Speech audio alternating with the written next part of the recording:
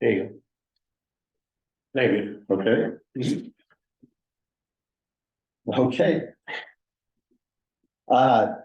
At what the time it is, 6:05, 6:06. I will open tonight's capital planning committee meeting of Monday, November 6, 2023. In accordance with the requirements of the open meeting law, please be advised that this meeting is being recorded and is actually being recorded for broadcast on the Bloomberg Public Access Channel at a future date. It's also being recorded on Zoom. And this meeting will be uploaded to the Lunenburg Access YouTube within 24 hours after the meeting is concluded. If you'd like to join via Zoom, you can do so with webinar ID 846-0798-7173. And that's the usual computer, tablet, or smartphone. If you want to join by phone, you can do so by dialing 888-475-4499. Again, webinar ID is 846-0798-7173. Tonight's posted agenda lists all the topics which may be discussed at the meeting and are those reasonably anticipated by the chair. Votes may be taken as a result of these discussions. Not all listed items may in fact be discussed, and other items not listed may also be brought up for discussion to the extent permitted by the open meeting law. So we'll open up with public comment from the committee members. Anybody have any public comment? I do actually just want to share one interesting point that came up that I guess it would be last week. On Thursday night at an info session, Over Under and the other contractors that we're working with on the master planning process gave us a quick briefing on the state of the town as it is now. It's not finalized yet, but one of the points they actually brought up was that compared to other communities they have worked with, Lunenburg's buildings and infrastructure are in very good condition and have been well maintained. So, and now we all chuckle because we know the struggles, but the reality is we're ahead of the curve there. And I think it's credit to the ongoing iterations of this group as one component of that, but I wanted to share some good news on that front. Appreciate that. Excuse me just a minute. I want to apologize to you guys. I'm chairman of the Board of Health, and nobody bothered to tell me that you guys were gonna have a meeting room tonight, so I apologize for coming down and No trying to problem. throw you out of here. No problem. Yeah, it got approved through Andrea, George. What's that? It got approved through Andrea. Oh, yeah. So obviously, we thought she was telling you. I never got the word. Okay, I But it apologize. might, no, that doesn't, I'm old. I must not forget. My wife tells me frequently, thank you. Have a good meeting. You too. Any other public comment from the committee? Any public comment from the public on present or on Zoom? Hearing none. Okay, so tonight is the first of our series of presentations that really comprise the meat of what the capital planning committee does, where we hear the capital requests from each of the departments over the course of the next month.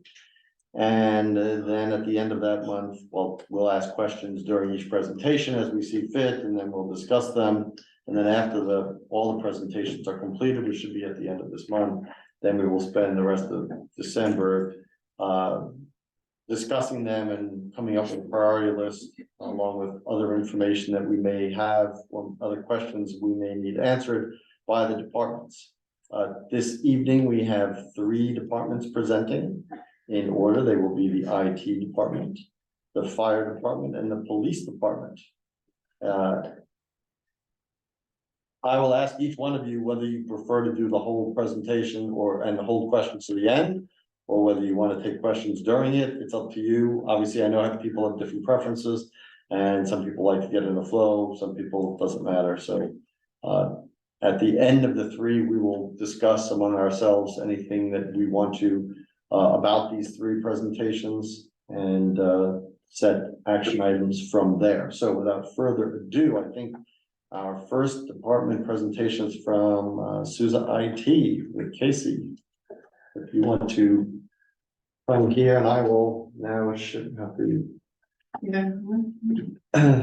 Yeah. Generally, they're up on us. Always an off night. Let me see if I can get this.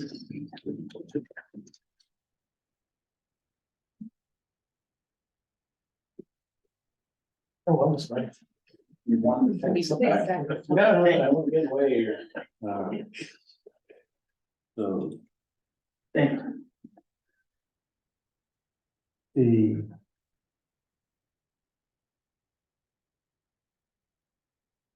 It's like the room seats. We're there I know of no other community where the chair has to run two computers, the sharing of the screen, the letting people in on the Zoom. now. You're uniquely qualified. I didn't see what the Oh, problem yeah. is. You have my feet right here. I know. That's what I do for a living as well. Okay, so. we're going Good way to get capital. Yeah,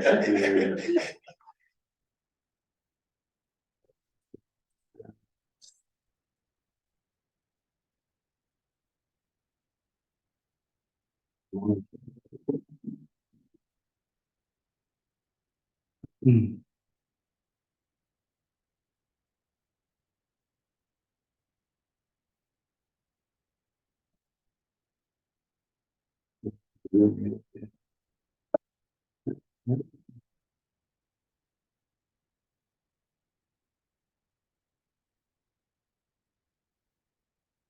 want to make myself better over here.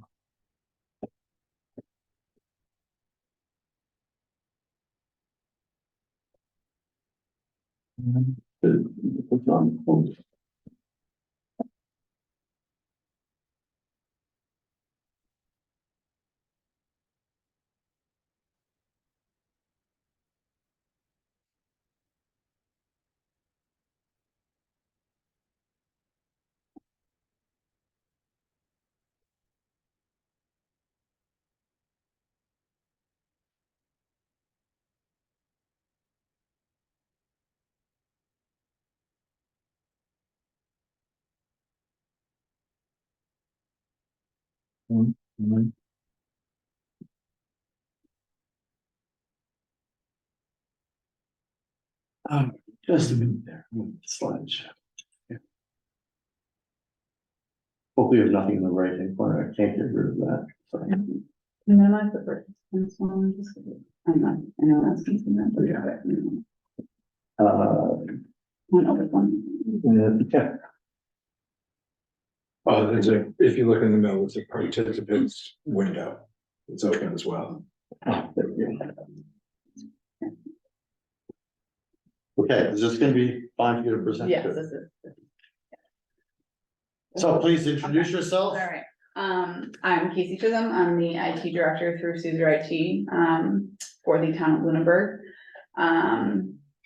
Please feel free to ask questions throughout the presentation as I go along, that's fine with me.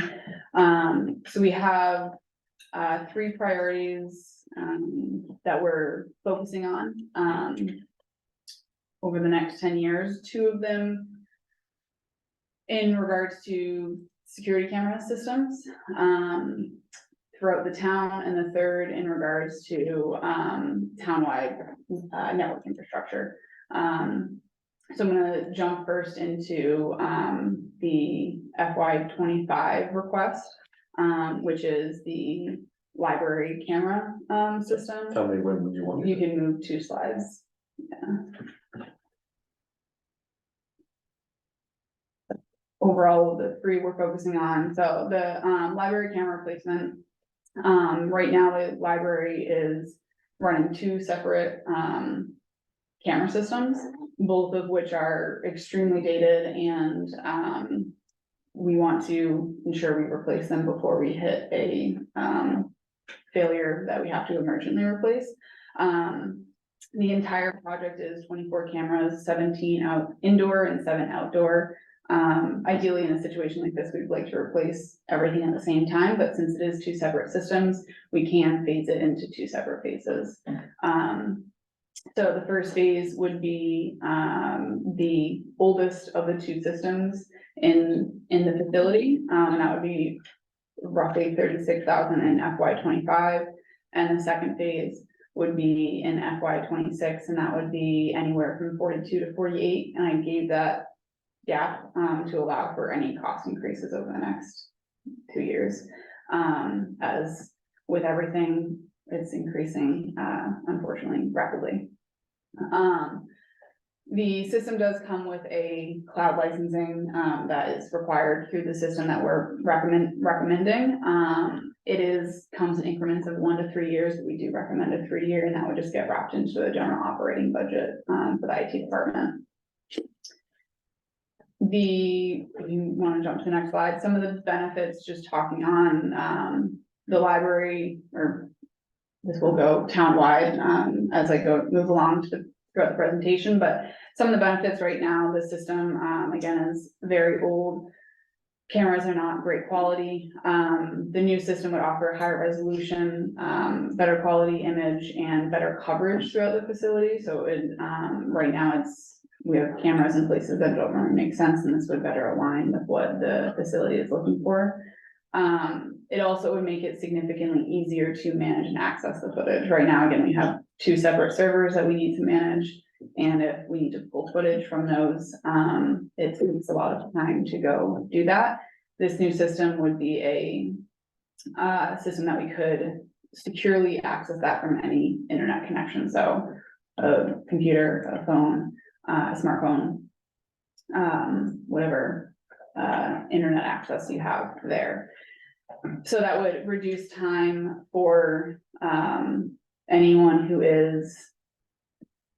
has the privilege to look at recorded or live videos to go and pull those for any needed incident or whatever the case may be. It also would reduce down the time for maintaining the system. We put a lot of time into actually maintaining those systems and energy to make sure that they don't fail. And this would reduce that need, and we could put time and energy elsewhere.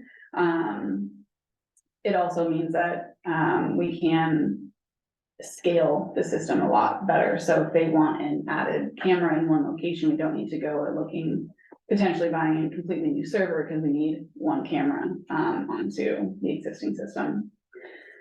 So that's the library component of this. The next slide goes into the town building security system. I separated them out because the library is at a more detrimental place than the rest of the town buildings at this point. Ideally, we want one ubiquitous system throughout the town, which is not what we have right now. Each building has its own system that we have to maintain, and this would allow us to have one platform. The only buildings right now, only building that does not have any cameras in it right now is the DPW. We're looking to put at least 1 in there on a fuel pump for security purposes around that. The other buildings would be replacements of existing equipment that is in the buildings.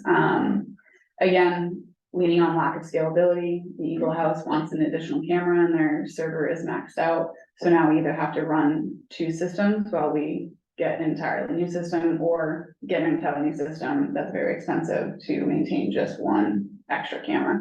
So this new system would allow us to scale in those times as needed. And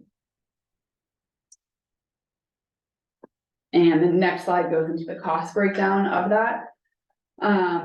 These prices are based on a rough estimate from a vendor. We did not give an official quote, but this was his rough prices based on recent numbers. So to do all the buildings, it would be roughly 36,000 for town hall, council on aging, DPW, and Ritter.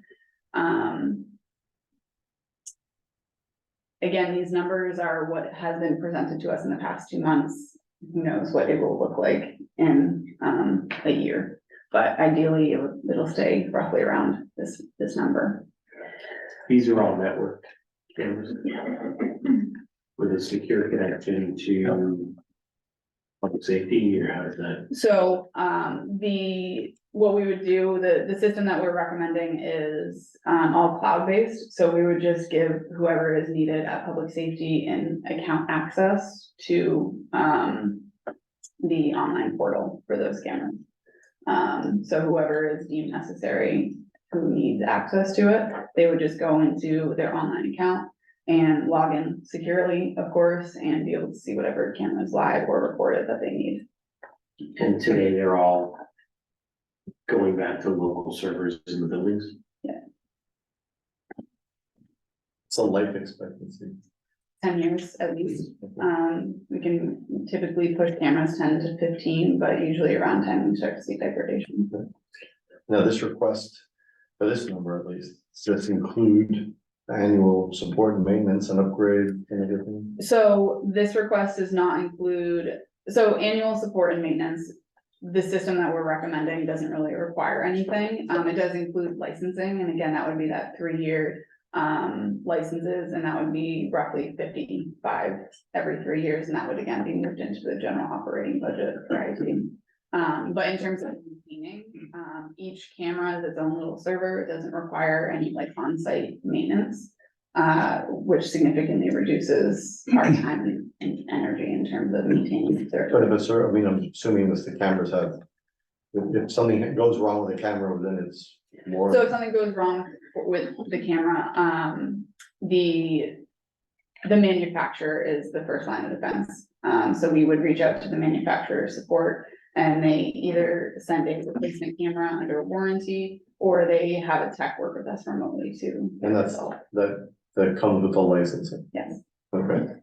Does the, not exactly clear here on the licensing. Mhm.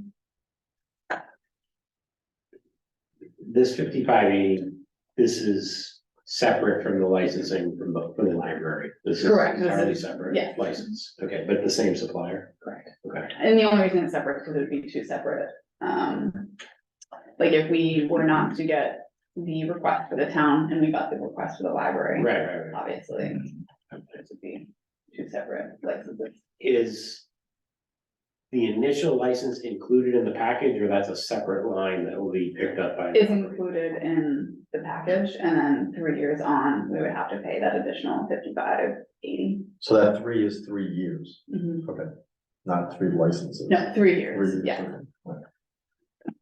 Sorry, I forgot the year in there. No, Yeah. that's fine. I realize that now, yes, it's 3 years, not 3 years. And do these cameras have a local storage option? When I say option, I mean a fallback. Yes. Okay. So internet goes out, we're not, Yeah, if internet goes out, that's locally stored, and then when the internet comes back, it moves up to the cloud. How is the license based on number of cameras and amount of storage? Yes, so 30-day storage is typically recommended. If we wanted more, the license would increase. Okay. We have unlimited archival storage though, so if there's an incident and we download that within that 30 days, we have unlimited archival storage in the cloud forever. So do these devices though connect to the existing cabling that's in place? As long as, there are, so for example, in the library, half the cameras are on newer, like Cat5, or newer cabling, and we'd be able to reuse that. Anything that is the old like coax for cameras would need to be replaced, and that is included in this cost. But they are wired, they're not Wi-Fi. They're all wired. do I understand correctly that, yeah, it looks like the library has a great deal more camera coverage than anywhere else in town. I'm just Part of public safety. fair. I'm curious, why? That is a really good question that I don't know if I have a great answer for, just because those are the amount of cameras that when we came into town were already in the building. So this is a request based on the existing system that's in there. I know that there is a lot of foot traffic in that building and outside of that building. And I know that they used it frequently, but in terms of the number of cameras in there, I think that library director might be able to talk on that a little bit. I might be able to. Well, I look at it from a different vantage, and I'm looking at the ones we're proposing here, and I don't think there are enough cameras, like there's one outdoor camera, there's two access points, town hall, I'm just using that as, for instance, and 4 indoor cameras, so the upstairs room, you can monitor some of the big areas, but this building has, what, 3 cameras, 1 outside and 2 in? This is definitely a conservative number. Yeah. I would like to see it more. I can always increase it, but I was trying to be, conservative for the numbers. I know Sure. it's a hefty ask. But I would like to, and that's, again, with the scalability, it's easy to build onto these systems. Mr. Alonso, I think your wording much more closely mirrors my internal thoughts than my wording does on that topic as well. Just, I saw the discrepancy and I was trying to piece Yeah. it together. Out of curiosity, how frequently are the existing systems used? Like, well, I mean, obviously they're used all the time, they're run, but I mean, how Are they- frequently are Have they been referenced? they Yes. referenced? I do know that the library is used quite frequently. In regard, DPW, there's nothing there existing, this would be a new ask. Council on Aging, I believe they use it, pretty frequently, more specifically for the outdoor, which is why they have more outdoor cameras than indoor. For town hall, I know they were using it more frequently in the past year. And the Ritter building, I actually do not know the answer to that one for this building. Do you know the field of view of the camera? Depending on the camera, most of these that were recommended are dome, so they get, building 82. Oh, 180. There are 360 cameras, they're obviously a higher cost. But there are 360 cameras and they are recommended in certain areas of the building. Or if it's like an entryway having 360 right in the middle, so it comes down and you can see. Has police chief recommended? I would. Or been consulted. You're talking about security and operations, and that kind of stuff is, you really don't want to put it out there, how many cameras we have, what is it viewing? It's a safety issue, and I agree 100% that there should be more cameras for the community, for the safety, at the library in Harrod, at the town hall in Harrod. There's just too many issues there. And then what about fields like Marshall Park? Haven't done any work around the fields right now. That would be we'd have to look at the internet connectivity out there before I would be able to give a recommendation on cost of what that would look like. But I haven't done any work around that yet. But as we upgrade it, we will definitely have the opportunity, I think, to run cable out there, right? Yeah, At which and point it would, there's opportunity also for like Verizon offers some Verizon offers some options for like wireless point-to-point options for cameras around that, if we don't want to run a cable all the way into a field or something. okay, and then I do think like operationally, the security of this has to be taken into consideration, because I know there's been stories of town employees doing some weird stuff, not that I don't trust our town employees, but you know, kind of with cameras and In terms of stalking. access to the cameras. Yeah, who has access to it, I think is the, Right now, access is limited to typically the directors of the department in the buildings and the IT department and the police department. And it would only get more, like, as we move into this system, it would get more strict because it is an online platform and a cloud platform.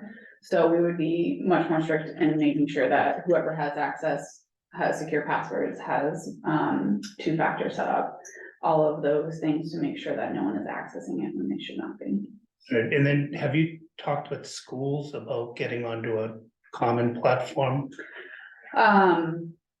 Briefly, nothing of it came, like nothing came of it, as of yet. I do know that their platform is only about mean, the building's about, at the high school, the middle school, high school is about 7 years old, I believe, so their platform is probably coming due for a replacement in about 3 to 4 years. Potentially, the other buildings are also running on older systems, so there is potential to get townwide onto one. Are they cloud-based? There was a project that was approved last year Yeah. that integrates, The key. The that's- contactless cards. For, I believe, all of the buildings, for the cards and the cameras for the primary and Turkey Hill. I don't know if it's the same system, but similar scheme in terms of access, and it will home run back to the police department. Obviously, I don't even know if there's an argument to be made for it to be the same platform, but similar schema to what's being described here. Well, I think the argument always comes down to if there's, usually the more licenses you get, the cost per license goes Yeah, down, right? So potentially, yeah. total synergies across the town. Yeah. You're, out of curiosity, when you talk about access, Mhm. are you running, like a centralized access management platform and two-factor authentication and all that kind of thing? So when somebody leaves, they're immediately being deprovisioned from everything simultaneously? So we don't have a platform that does that right now. We do have a checklist that we go through. Most things right now are through, like our email system, and two-factor is set on that. And then usually, if not usually, when we shut that down, it removes access to email, shared, files and, computer access. And then anything else further upon that, we would have to manually go through and do. And So this would be one of them, yes. Platform, so you don't have like a single sign-on anywhere in this. I don't believe this platform offers single sign-on for, Office 365. What cloud? environment? It's called Verkada, VER. No, but what, they don't have their own cloud, I'm assuming they're running it in one of the major cloud. Amazon. Amazon, okay. Any other questions on? So the next priority is the townwide network infrastructure. This is typically recommended a 5-year cycle for these equipment to ensure equipment doesn't degrade and start causing network disruptions throughout the town. So in FY22 or 2022, we did an entire replacement for all buildings except for Eagle House. We did not replace network infrastructure there. So hitting that 5-year mark, we would want to replace them again in 2027. And we would be including Eagle House in that request. So it would be Town Hall, Public Safety, Ritter, DPW, and Eagle House. That would be including the firewalls, so the security appliance, the switches and the access points for all locations. And then FY27, we did include switches for the library. And we did that because we're increasingly moving more to a internet-based system, like the cameras and the phones that we're upgrading to shortly. All are powered over Ethernet, and they just need some additional switches. And the rest of their hardware is supported by CW Mars, who work specifically with libraries to source those items, but we would like to put additional switches in there. So the FY27 request would be roughly 90,000, and then in FY32, we would do a complete replacement of everything listed above as well, with no current plans to expand. I increased it a little bit again for cost inflation. Is that I mean, I'm all for keeping equipment up to date. A 5-year cycle seems to me to be It is, kind of aggressive. That's. it's pretty industry standard. 5 to 7. Mhm. Yeah, so we can push at 7, but then we're gonna start seeing degradation in connections and. And once again, this pricing, do we keep maintenance contracts on all the hardware? Yeah, so the yes, Okay. Is that included? in this? Specifically through his, and the equipment that we have, like we had an incident in one of the buildings. There was a power surge that affected one of the switches, and we just reached out to the manufacturer, and they just sent us a new switch under, and that was from the equipment. What plug, who was that? Which building? No, which manufacturer? A Meraki, Cisco Meraki. Okay, so like the good people, who do good service, a good Yes. one. Because I'm sure their whole customer base is watching. So the next slide just kind of shows the timeline, basically the same information in a different platform, in a different format. A timeline of what we'd be seeing. I threw on 2037 on there, just, as well, again, full replacement, no additional, add-ons at this point. And then the next slide just does a breakdown of, recent costs that we've seen. Again, these numbers are from August of September of 2023. So when we go to order again, I'm sure we will see a slight increase in this number. Anything in green on this is a, addition to our request in 2027. So again, Eagle House and Library don't have anything that's not highlighted in green is our existing inventory. So just back on the prior slide, right, maybe it doesn't matter. Do you have the operating budget to manage all these projects? In terms of like, if this weren't a capital request, we have If you got all this capital request, do you think you have enough people to carry them all out? yes. Yep, so when we do projects like this, install projects, additional SUSER people would come in and we have a project team. And we would have install team and a network team that would be doing the install for that project. Okay, and the operating budget supports that as well. Yeah. How many dedicated people do we have outside of special projects, just normal day to day? Normal day to day. We did Dan, of course, the on-site person, and then the network team is always available for any issues that we need in the town, and that's 4 people, it's even 4. That the town can lean on. One person dedicated, just One that. person dedicated. Wow. So. I hate to come back to this 5-year cycle here, but this strikes me as an interesting approach. How many individual pieces of hardware are we talking about here? Can you go to that next slide, please? So for each building, we would have, 42. thank you, 5 security appliances, 10 switches, 24 indoor Wi-Fi, and 3 outdoor Wi-Fi. So if you told me that all 42 pieces of equipment were gonna end support in 2027. And the vendors were no longer to support them, they're no longer be firmware upgrades, those kinds of things, like, okay, that makes sense. But that's not the case. Some of this stuff is gonna be supported until 2030, some of it will be supported until 2028, some of it will be supported until next year, and it'll probably be out of date in 2027. In my mind, this is not a capital request. This is something that we should be maintaining and replacing as the equipment ends its reasonable life cycle. And we're talking about an average product cost here of, a little over $2,000. I think we should be planning for this and replacing this equipment every year as we need to, and build it out as we need to, as our needs, change and increase and. You saying just putting it in the operating budget? Yeah, I mean, 5 years. It's under now, it 20,000. may very well be that in 2027. We have all Cisco equipment, I'm assuming it's Cisco stuff, and Cisco end service on all this equipment in the same year. In my experience, that's highly unlikely. And in terms of degrading service, I guarantee you, if you work for an enterprise, you have switches and routers that are 10 to 15 years old in your enterprise and they're working just fine. So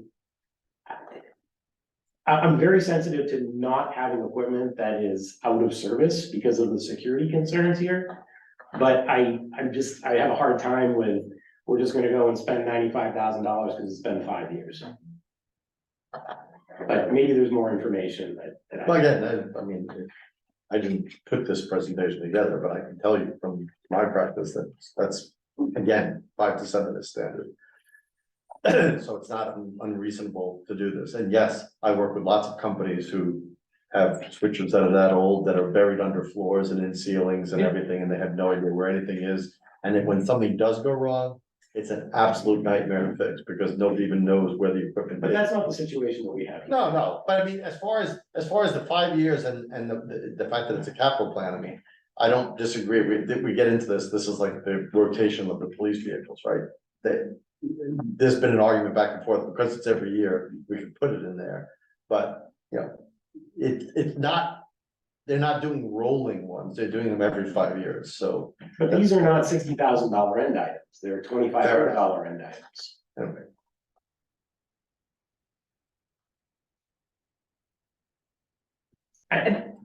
Anyway, I do see your point. I think that, we would just have to, if we were to do a rolling upgrade, there potentially could be compatibility issues, hopefully not, because we'd be replacing with the same vendor that we put in. do we there use would any be- proprietary management or networking protocols or anything along those lines? I mean, everything we use is what's provided by the manufacturer in terms of proprietary, it's nothing is specific to, the software, so it's interchangeable between networks essentially, if that's what you're asking. No, I'm asking, are you using proprietary stuff that only works with Cisco versus? No.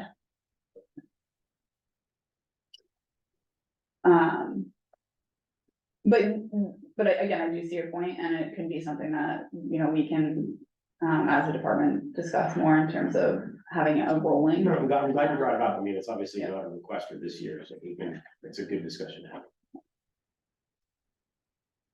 And again, the last thing on here is the community compact grant, which, offers up to $200,000 per municipality, and we have been able to apply for this grant, with success in other municipalities for things like network equipment. Obviously, like any grant, it's not guaranteed, but it is an opportunity for funding for this type of, security upgrade, network upgrade. Yeah, I think a lot of thought should go into this and how we could maximize our grant opportunity on this. And Well, I they mean, said- I'd prefer to see all the cameras in 1 year if it could be grant funded versus, Okay. and to the full extent we truly need, not. The bare minimum. Yeah, the bare minimum.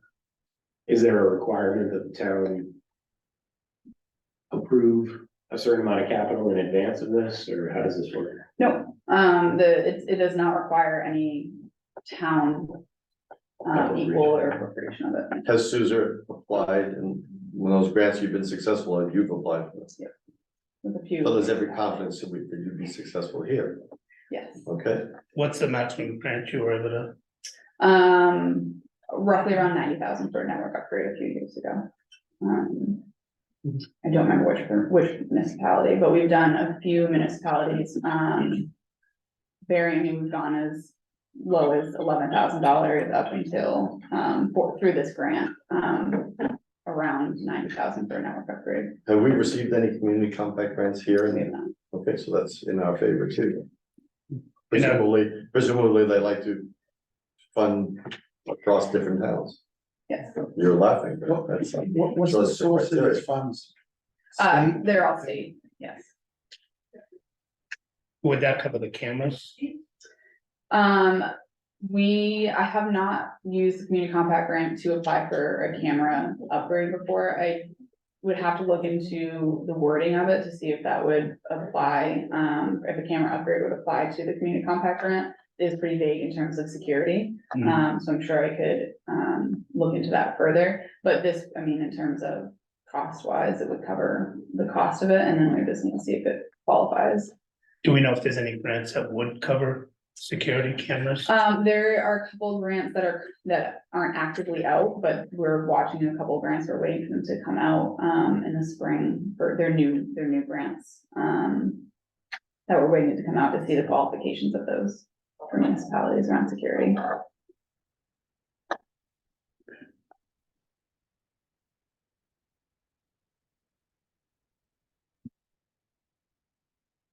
And that is all I have. And if you have any other questions. I will stop there. Does anybody have any other questions? Jason? No, I think it was a great presentation and I think the only thing in the beginning of next year, we plan to focus more on the 10-year plan. So maybe just a couple of the questions around, you know, alignment with schools maybe, and then the full number of cameras and others that we might need would be what I'll be asking for then, I guess. Excellent. Thank you. Thank you very much. Thank you. Okay.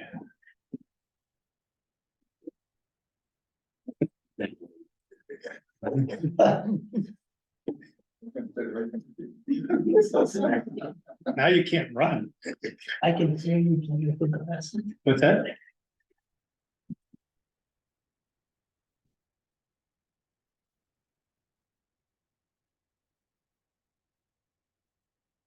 Okay, next up is the fire department with Chief Sullivan.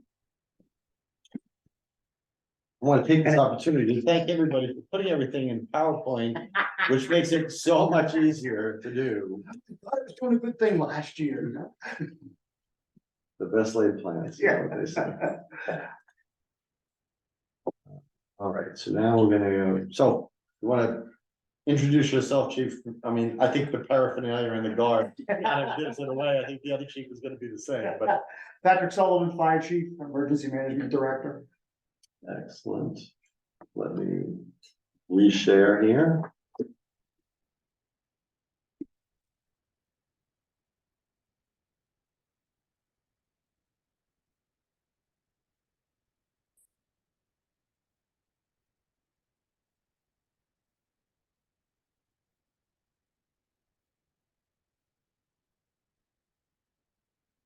Hey, take it away, chief. Okay, you can go to the next slide.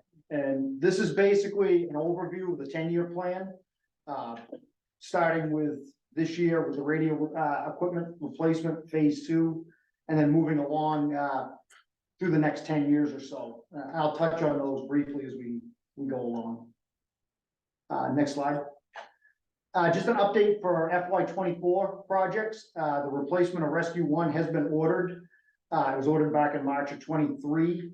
And speaking with the dealership, the chassis is scheduled to be delivered in July of 24 to the manufacturer. And then they anticipate about 4 months to build the ambulance part of the truck once they receive that. That number was given to me before the strike, so I'm not sure if that's changing anything, but we're still looking at 2 years from when we ordered that truck. The phase 1 of the radio replacement is underway, working with the vendor currently to start just figuring out which components are getting replaced first, and I'll talk a little bit more about that as we get into phase 2. Next slide. So the FY25 radio system, this is a replacement of the public safety radio infrastructure, so it's both police and fire. Just to give you a little bit of history on the whole system, the system consists of a primary repeater site for both police and fire up at the Sunny Hill Road water tank. There's a backup repeater site that also acts as a receiver site at Town Hall. So basically, if something happened at Sunny Hill Road, those repeaters go offline, the units that are at Town Hall will kick into and act as a backup repeater. So we're not off the air completely. Then we have what they call receive-only sites down in the Leominster Shirley Road Water District well site, and one on Manusnock Hill in Leominster. Those sites receive radio transmissions, but they don't repeat back out. Sounds a little confusing, but to give you an example, if I was using my portable down near PJ Keating's, when I transmit out, that goes to that tower down on the Shirley line. Then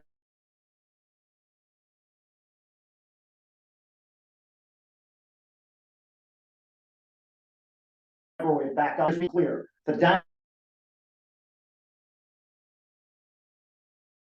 And some of what we're looking to do is gonna correct or at least decrease that That issue. would be my question right there. Yes. What is the lifespan? Because I know that I've seen various versions of radio replacements. They've been partials, they've been fulls. What is the replacement rate?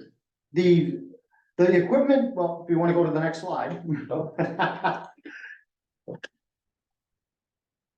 The system was put in 2009, 2010, and again, I go back to some of the old bomb-proof Motorola and GE equipment that we had that lasted for years, but again, a lot of the stuff is more and more computer-based, and it has a shorter lifespan. What we ran into with this equipment was, it was planned for an end-of-life range that they weren't gonna manufacture the parts. The manufacturer decided to stop doing it 4 years sooner. So we kind of hit the point that now if something breaks, which we've had that problem already, they're scrambling around trying to find the parts because they don't make them anymore. And so that kind of put a push on moving this up a little bit.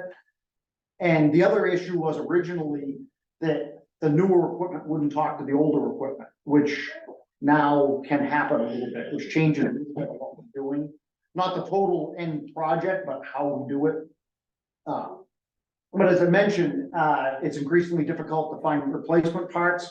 The town hall took a voltage spike in one of the storms back in January, damaged one of the receiver units, and that's been offline ever since, and they're still trying to find a part for it to get that. Who's the manufacturer of those? Tate, which they're out of New Zealand.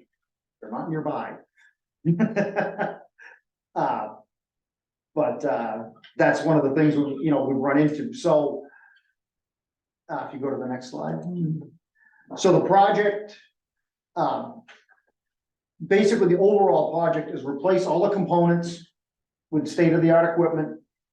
And along with, when I say more secure housings, one of the issues we've had in a few places is rodents or critters getting in, chewing on wires, things like that. The original housings that some of these were put in were designed for probably an environment being in a building, not in the bottom of a water tank. So they've had problems with that. One of the things we looked at is to make something more secure that'll protect our equipment and protect the water district's equipment that is in there with us. It would convert the receive-only sites to simulcast sites. So now the example I gave you earlier, when we're down by Keating's, transmit out, everybody hears me well, but it's also gonna transmit out back off of that site because it heard me down there, and I'll hear everybody else just as well. And So it's fully bi-directional. yes, yes. And the project would also add an additional site on the Chase Road water tank to cover the west end of town, down on Walmart Mountain, down towards Tilton Ave, down in that area. Because we deal with hills, that's on the backside of the hill from where Sunny Hill Road is. That section is not great for reception. And when I say not great, it works, but there's a lot more static. It's a lot more, can you repeat that? Because we didn't hear that well. That's gonna take care of some of that. Has there been any problem that have really adversely affect an emergency incident? Not on our end. Chief Gamble might be able to talk about sometimes when we've had issues where it's a weak signal, trying to get out of places. And that, especially I think you guys are seeing it now down in the east end of town because of that one piece of equipment that's out of service, because it's affecting their side of the system, not ours.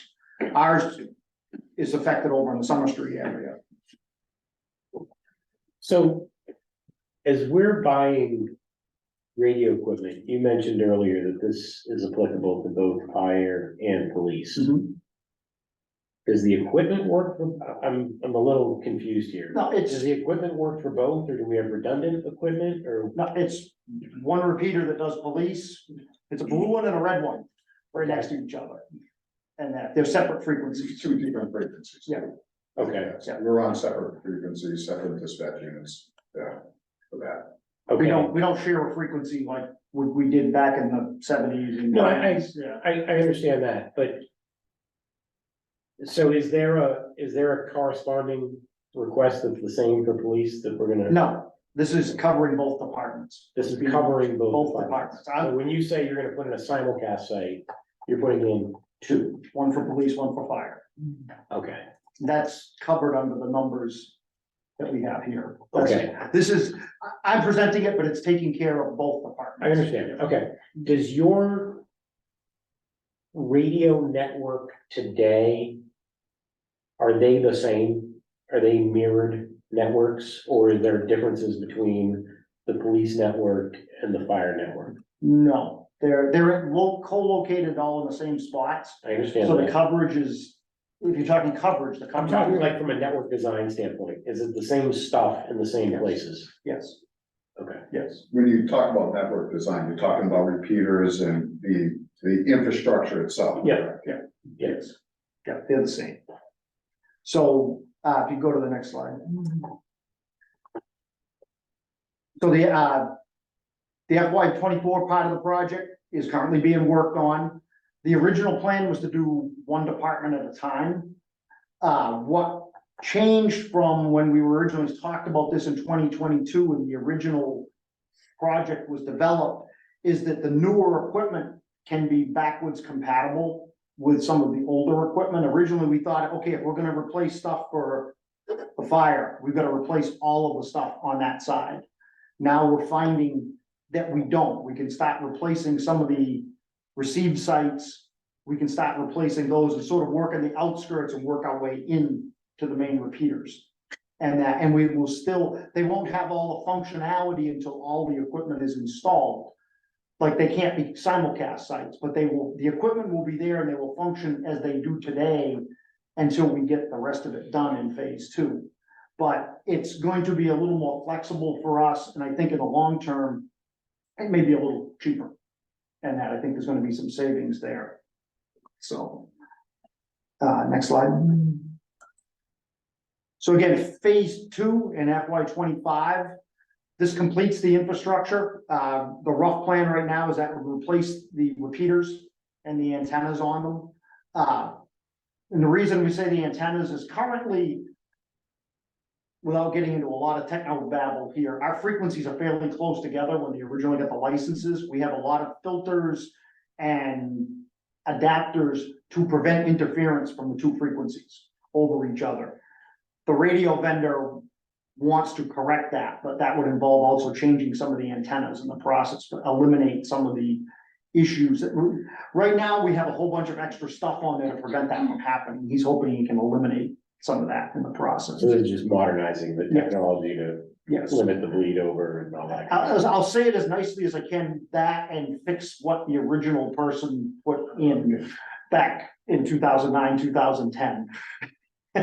So as he's quaintly said, he's been fixing somebody else's mistakes for a while. And this is, when you guys are using, I mean, this is just analog, single duplex, there's not digital, it's, No, we're analog duplex, somewhat repeated, yeah. Use fiber to connect. Yeah. But when you're pushing to talk, it's the same, it's like a walkie-talkie. basically. We haven't gone Duplex is what I'm digital. thinking of. No, Yeah. Yeah. The radio vendor is the same one that's working for the Neshoba Dispatch and a couple of other communities. So he's kind of, as we're working, it's kind of making so everything is interoperable and interfaces with the dispatch center as well too. So again, the plan for FY 25 would be to finish out the repeaters, antennas, add the additional simulcast site off of Chase Road, water tank. And the price estimate was the original project he gave us when we looked at that under ARPA was one number. We split it in half, and then he had suggested add about 30% for cost increases with the way things are going with the equipment for phase 2. He says he's not seeing the crazy price jumps every 4 or 6 months like they were seeing a couple of years ago. So and speaking to him the other day, he still feels the number there, we should be well within what we need for the project. The next slide, very simplified. Green is good on there. Green is good signal back and forth.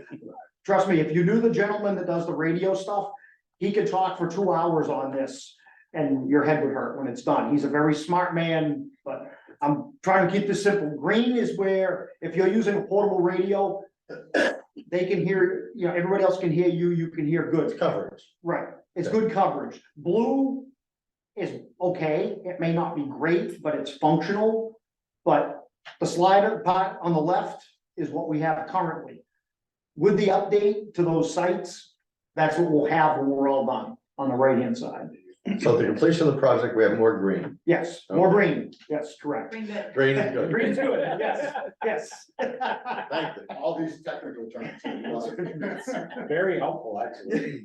It's, They say a picture is worth a thousand. there was about 6 pages of explanation that went along with those. I'm trying to keep it as simple as I can. If you're gonna get a cell phone and you go to their cell phone coverage, this is what it looks like. Oh, yeah, yeah. So there's two boundary markers there, is the.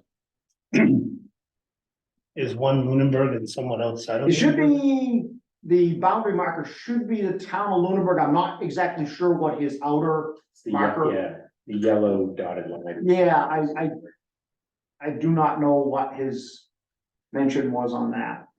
So at the end of this, are there any concerning areas? Not, there's no, There's it's hard to still- see the streets, but With this will fill in a lot of the issue on the west end. There are still a couple of points out on the east, way far east end of town, Flat Hill Road, that are a little weaker. Also, the black hole of the northwest corner of the town up on New West Townsend Road. That is still a dead spot. It's better, but not great. Right now, to go further with that, we'd be looking at developing other sites down the road, probably in other communities. And it's beyond the scope of what we're doing right now. But in theory, this stuff should be, the equipment that we're looking at doing. Again, it's expandable, that we could add other sites on there down the road if we find that. The challenge is finding sites that you need an antenna that's high up and that, or, and in a place that you have the rights to put an antenna up. And that's the challenge that we've had. The water district has been really good. We've always worked with them. We've used their sites. Unfortunately, a lot of the cell towers, we never secured rights on some of those to put antennas up. Like I said, we co-locate with Leominster Fire and PD on one of theirs over in Moose Hill. And I know they may come knocking on our door down on Leominster Shirley Road because their Pioneer Drive area is bad for them. So when you, this is probably off subject.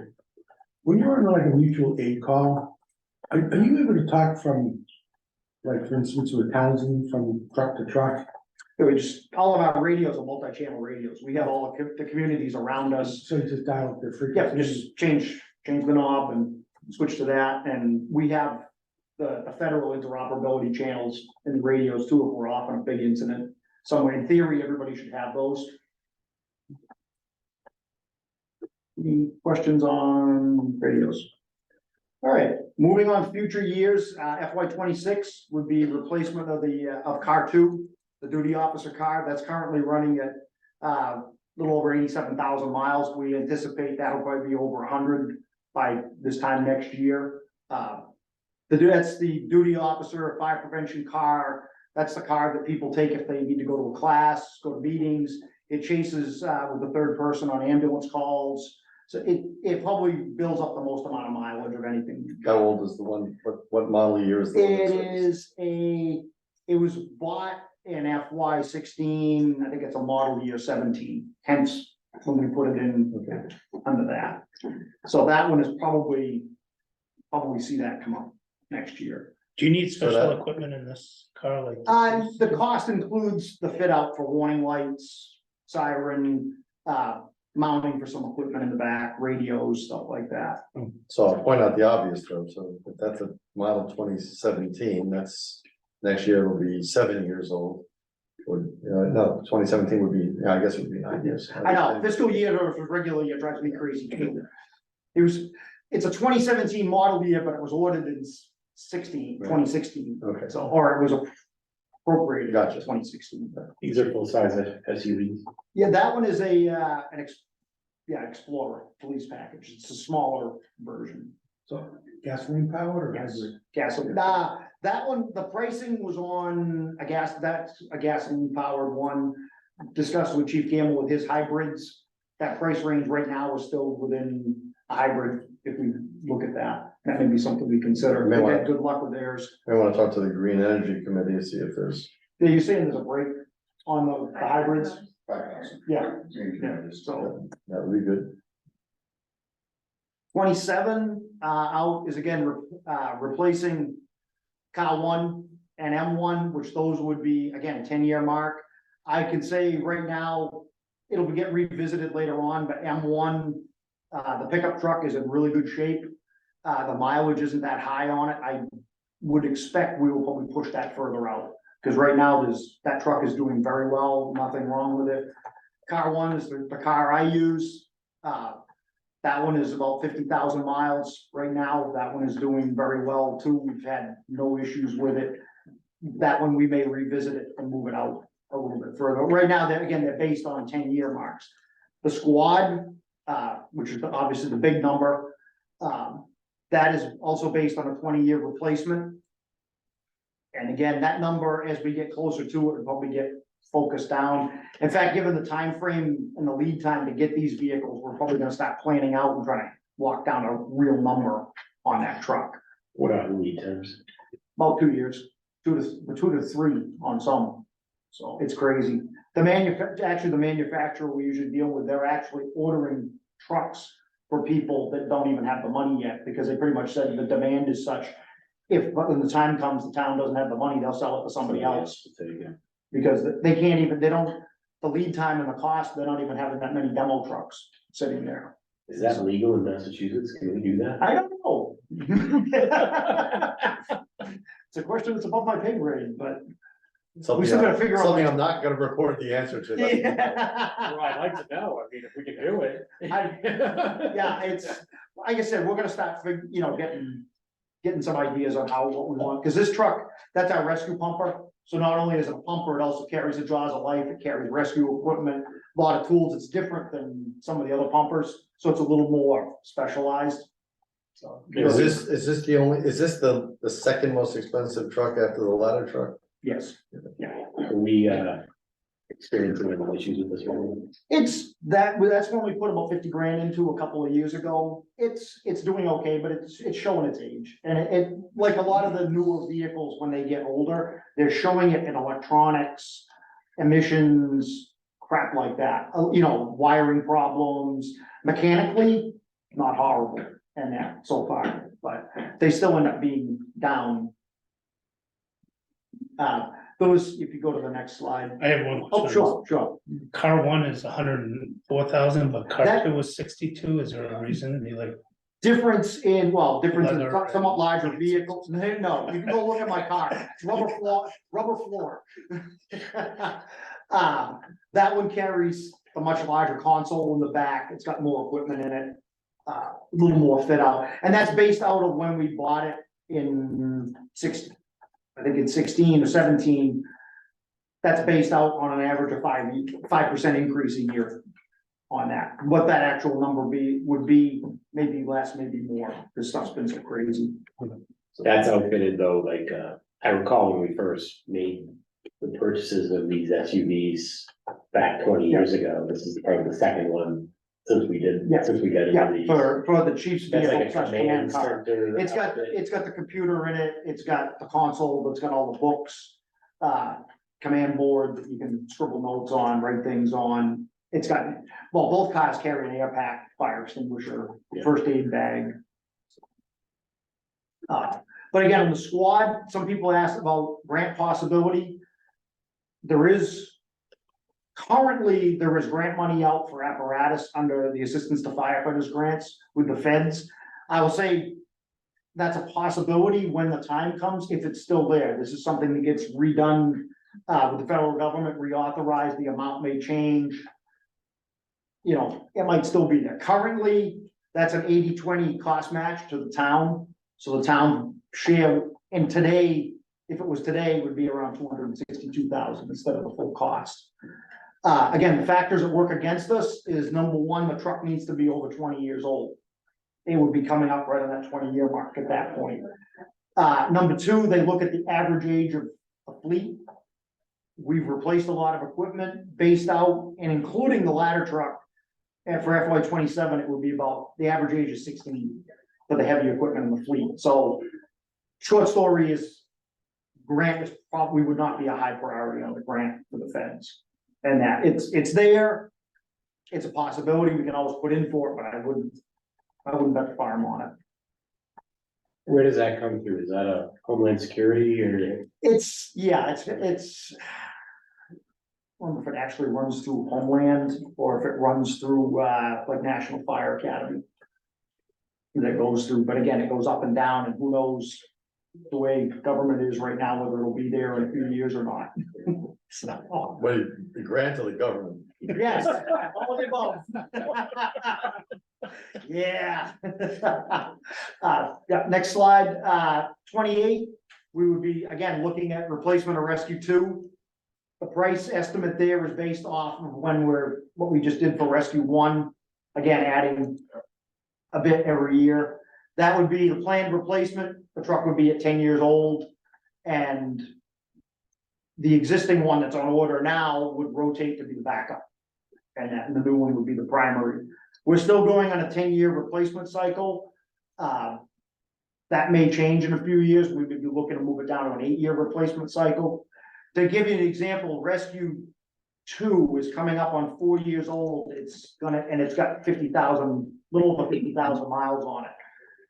One of the trucks the 1998 truck that we retired in 2009 and made the dive truck, it retired at 48,000 miles after 10 years. That's the difference in the wear and tear we're seeing. And this is the truck that was jinxed and it's gotten hit by distracted drivers twice. So of that 4 years, about eight months of it has been out of service. But that's still the amount of mileage we're putting on between increased runs, transporting further distances and that. So we are seeing a lot more wear and tear on. Which one would you attribute more to, the longer runs or the more frequent runs? Both. What, like, I example. mean, that's a lot of difference. You Yes. retire something at 48, and now you're saying this one is 4 years We- old and it's at 48. Back then, we were probably doing, I'd have to go back and look at the numbers, 500 to 600 ambulance calls a year. We're doing over probably 1,100 now, or on track for 1,100. Plus, we used to go to UMass maybe once or twice a year. We do it 2 or 3 times a month. And that because, as everybody's well aware, with some of the issues with the local hospitals, more critical patients, we end up going right to UMass with them. At 48,000 miles, what's starting to fail on it? What kind of issues? Nothing really beyond normal wear and tear on it right now at 4 years, as you said, other than, you know, had people kamikaze it twice and that, but, it's the biggest work, repair work we've done on that is front end. And I think if you drive through Leominster, heading over near the hospital, you'll know why we keep putting front end components in it. It's not the Lunenburg roads. But it's just, again, it's more wear and tear. Have you, as somebody who goes through a lot of vehicles, as does the police, have the newer vehicles tended to last longer, less, or the same over time? I think you see more problems with them, and it's with the electronics and the emissions. I think you find you're spending more time fixing weird little problems, but those weird little problems put it out of service longer. And it's, you know, as I'll mention in the next slide when we get there, because I moved one vehicle out, if you want to go to the next one. I pushed the brush truck out a few more years. That originally was on here.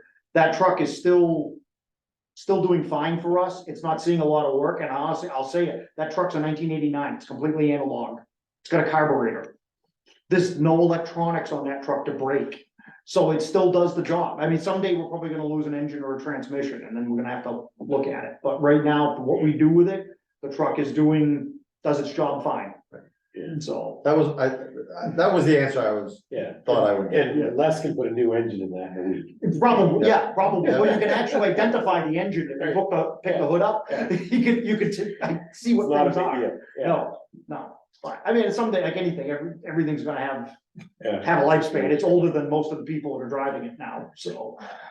But it does its job for what we needed to. It's not running, we keep getting summers like we've had, it's not running much for brush fires.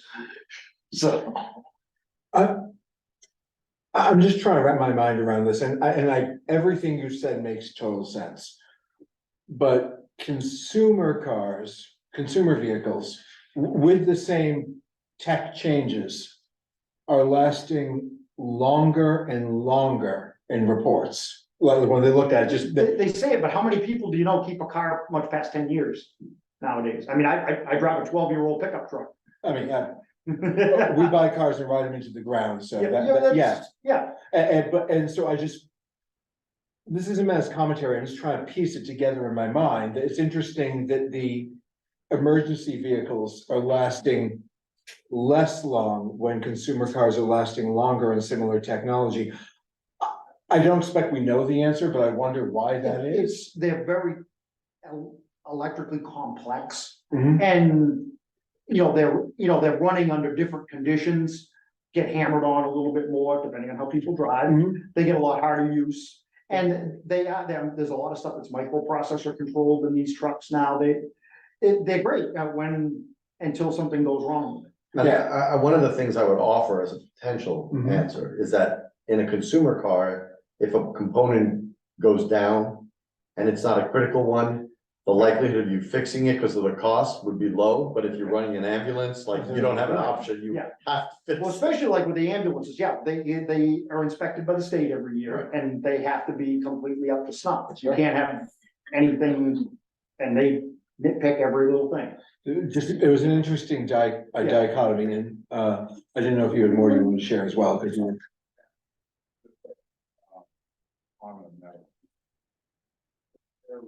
A little bit different. Normal people don't hard stop and start quick. Yeah. Right? They're not running their vehicles 24 hours a day. You get 16 hours of break somewhere in between there. You're not going 60 miles an hour and then all of a sudden shutting it down to a complete stop and responding to an emergency call. So the wear and tear on those vehicles are a lot harder than what a regular consumer would do. I would piggyback on the electronics component of it. The more electronics you have in the car, the more things could go wrong. One of our first hybrids, and I was gonna mention it in my presentation, is we're probably gonna put it coming up next year. We're running into issues. To repair those issues, it's gonna cost us more to repair them because of those lithium batteries that are within those vehicles. For us, we're better off putting it on municipal bid and just going out and get another car. And I'm talking about like our car too, that would be one of the arguments I'd have against going to be a hybrid, because they turn their cars over in average 3-4 years. Yeah. Usually, we keep them for 10, Nice. usually, and you hear the horror stories about people running into battery issues by that time, and it costs more than the car's worth to replace it. All about green, guys. All about green. Yeah. Green's good. Green is good.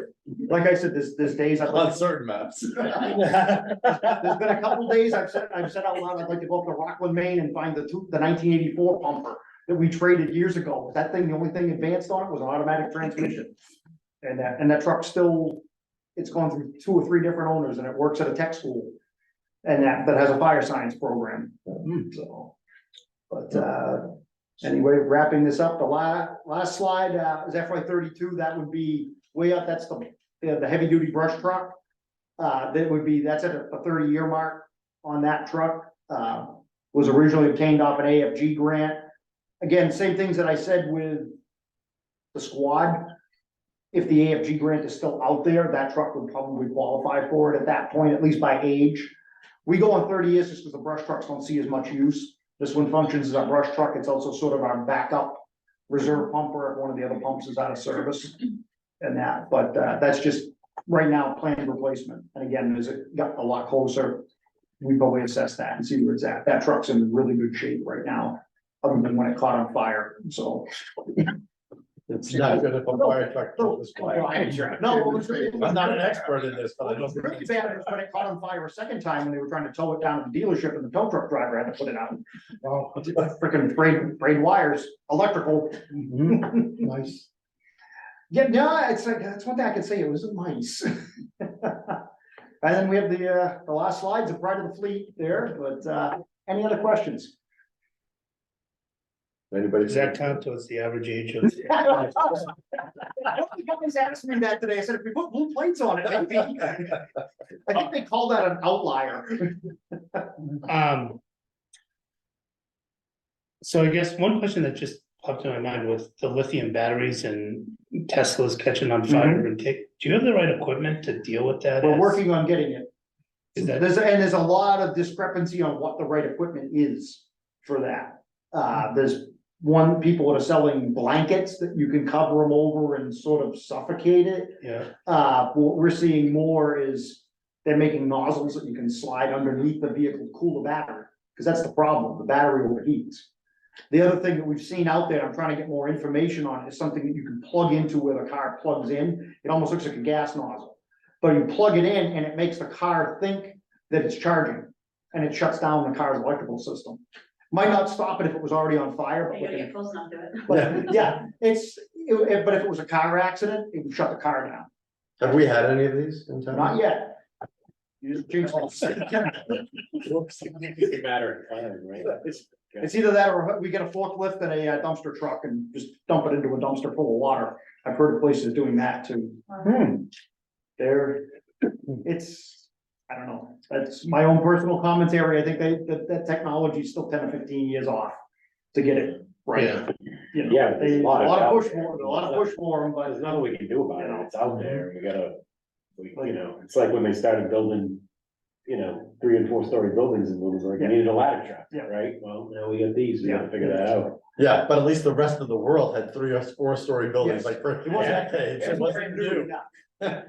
Like I said, they make EV and hybrid fire trucks. Yeah. I know a couple of places that bought them, but they're departments that have like $20 billion budgets. Right. They can afford a $700,000 Edsel. Yeah, And I noticed they didn't have one at the trade show this year. They had one the year before. No, there wasn't one there this year. So the next 2, 6, 7 years, 8 years worth of vehicles is like $3.4 million. We have a warrant article to take money out of the stabilization fund Mhm. to give back to ARPA. If anyone saw finance committee, I'm not in favor of that, but I am kind of interested in seeing what the funding plan would be for this. I don't know if we usually do that at this or wait till finance committee to do it or what have you. I mean, as far as, That's pretty significant, you know, the ambulances and the fire apparatus, I think the special purpose was what, over 500,000? That was. the It was like intent. 900. Was like, no, I Yeah. mean, the cutoff to say that this vehicle, something would come out of special purpose stabilization, something over 500,000. Okay, Was that- so I there's don't think we had a exact It was- policy, it was for any of those Yeah. vehicles, yeah. there's 3 of them in here though that are over 500. To answer your question, Chris, about when we talk about that, like this committee would not talk about it in this season, but we agreed that in the new year, we would talk about the 10-year, then we could talk about it. Yeah. So that's what we've added at the end of this. And once we're done with this year's prioritization, we'll go on to the 10-year. We can discuss. And again, the lifespan on the squad or engine 5, you're talking 20 to 30 years once you replace it. The ambulances are 10 years currently and probably, could potentially move down to 8 for the amount of use they're getting. Okay, So haven't pulled that trigger yet, but we're looking at the numbers to see how it's going and see how we're doing on maintenance and things like that.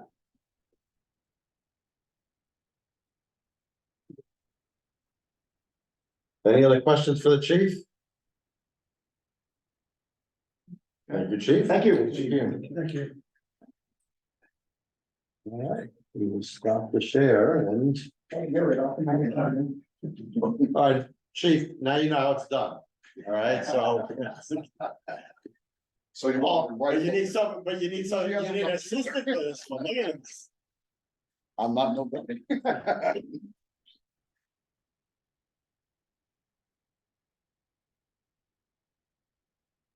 I'm sorry, I'm missing your presentation. Again.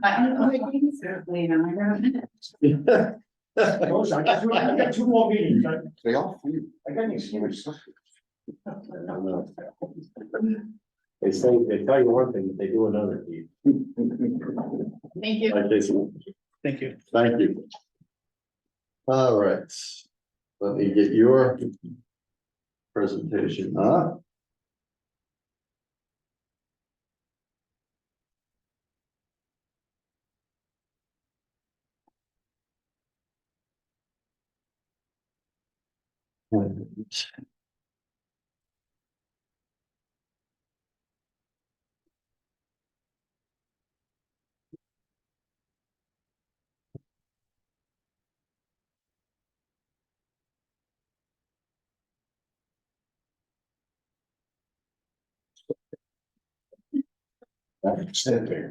Yeah. I was taking notes the only on my computer until apparently that feature just. You broke it? This is well past its useful life. The 5-year mark. Yeah. It was underpowered in shape when I bought it and now it's, looking forward to Black Friday. Everyone's age. Mhm. That's not the right one. Hold on a second, let's do the right one. Police. There we go. And let's do a slideshow from the start. Here we go. Good. Floor is yours, sir. Thank you. Thomas Gamble, Chief of Police for the Lunenburg Police Department. With me today is Amanda Bourne, my Public Safety Coordinator. Thank you all for having us again. Each year I look forward to presenting to the CPC and also the Finance Committee and Pete was on it too. We looked at the wrong way. for the Yeah, that finance way. committee. Unless you're presenting to the school committee. That I present to him too on the school committee too, but I appreciate it. A couple things before we get started. As usual, we always examine the equipment in the fleet that we have in our department. We try to evaluate every year, try to evaluate what our needs are each year. So this year we've come up with 3 projects that we looked at and that we are going to present tonight. With that being said, we've also examined our facilities, and I heard the comment about our facilities are in real good shape. I would say yes and no to that. Our facilities in decent shape, yes. The public safety complex is in good shape, but we've outgrown it. As we grow, we do have expansion space upstairs. We've been in contact with Chris Ruth to develop a plan to expand upstairs to expansion space that we have, hopefully at minimum costs that we're looking at. Next slide, please. So as these slides go, the first 3 slides or so are the priority list of what we're looking at for FY25. Under FY25, we have purchased a new dog, that is Cody, currently in training. We're hoping that he will be finished by November 17th, we're hoping, or sometime shortly there. So we'll get him back in, and now we need to upfit a new vehicle for him. And who is the officer? Officer Wagner, Jack Wagner, he'll be our K9 handler. So he's using 2015 Tahoe with approximately 83,000 miles on it. We've had that was the first vehicle we purchased for the K9. It's lasted to this point, and it's time to not upgrade, but purchase a new vehicle for the K9 officer. Right. First of all, most importantly, we can have a retirement ceremony for Jerry. Jerry retired. We haven't had one, but we will. We can bring him before the board. Jerry's had some medical issues Oh, that no. the K9 handlers had to deal with since he's retired. So as soon as we can make sure that that's okay, we'll get him. I didn't know he was already retired. July 1st. Oh, wow. Is it like a police officer where they have a certain they have a mandatory retirement age? No, it's all I guess it's all in how the dog responds. Yeah. At a certain point, they get tired, they can't Yeah. work as. No, I'm sorry to hear he's been Yeah, Jerry, not well. Jerry outlasted 9 years. Yeah. He's outlasted most canines. Most canines work anywhere from 5 to 7 years. So he's done really Even though well. he's had those health issues, he's still very active. Very energetic, very active. And Not do anything for a cone. Okay, so I actually did have a question. Yep. Aside from actually genuinely wanted to know when Jerry's retirement ceremony was. There's a vehicle for the for Hank as well, Correct. right? Is that a fully outfitted K9 vehicle as well, or? I was gonna explain to that as soon as I Okay, get. to oh, the- okay, all right, I apologize. Yeah, no, so with a K9 like Cody is a tracking dog, article search people, narcotics, so he requires different equipment. Hank is a comfort dog. Hank doesn't require as much equipment that a tracking dog would. So what we did was we took the SRO vehicle and upfitted it so it could accommodate Hank. So that's what. But it's not a full-blown police K9. No, not like what this vehicle would be. This vehicle requires a ton of equipment, so we have to outfit it and we have to have a larger SUV. We took a look at, Sergeant Tossi and myself took a look at the hybrids and it couldn't handle the equipment that we have to put in there, especially with the electronics that goes into outfitting. And then to try to put all that equipment on top of it, it wasn't feasible at that point. Yes, go ahead. We had originally, when we proposed the SRO, we had requested money for the SRO part of our budget to outfit it to have the proper equipment for safety for Hank. So that's outfitted now with the temperature control system. I don't know exactly what that's called. But originally we had proposed cycling his car down to the SRO. But now that we have that other car upfitted, it's a newer car. I believe, I don't know if you were gonna touch base on this, but we'd be looking at selling this vehicle, municipal, and keeping the SRO vehicle as that second. Yeah, at this point, the SRO vehicle is a much more viable vehicle than a 2015 Tahoe.